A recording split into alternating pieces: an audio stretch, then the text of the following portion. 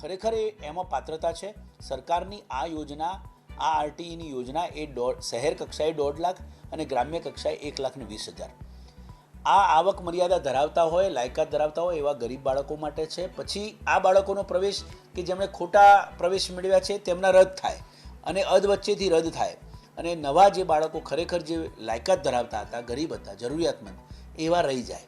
એટલે એવું ન બને તે માટે ખાસ અત્યારથી જ અપીલ કરું છું તમામ વાલીઓને કે ફોર્મ ભરતી વખતે કોઈ પણ લેભાગુ તત્વોની કે જે ખાસ કરીને લાલચ આપતા હોય, પ્રવેશ આપવાની ગેરંટી આપતા હોય, એમાં ન આવવું.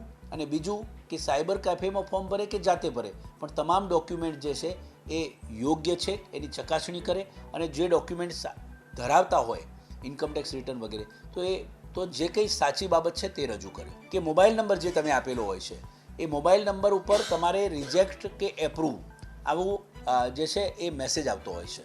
એટલે જો એપ્રૂવનો મેસેજ આવે તો કોઈ પ્રશ્ન નથી, પણ 12 તારીખ સુધી જો તમારે રિજેક્ટનો મેસેજ આવે તો તમારે 12 તારીખ સુધી ફરીથી બીજા ડોક્યુમેન્ટ જે જરૂરી, જેના કારણે તમારે રિજેક્ટ થયું છે, એ ડોક્યુમેન્ટ મેળવી અને ફરી ફોર્મ ભરી શકો છો.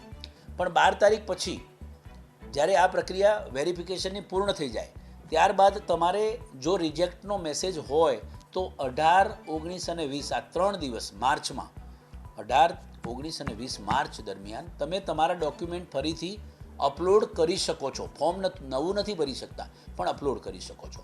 એટલે ઘણી વખતે વાલીઓ દ્વારા આ તારીખો ચૂકી જાય અને એના પછી અમારી પાસે આવતા હોય છે. એટલે એમના માટે પછી કોઈ પણ પ્રકારે આખી ઓનલાઈન પ્રક્રિયા હોવાથી કોઈ મદદ કરી શકાતી નથી. એટલે એમ સમજી અને તમામ વાલીઓને હું આ અપીલ કરવા માગું છું.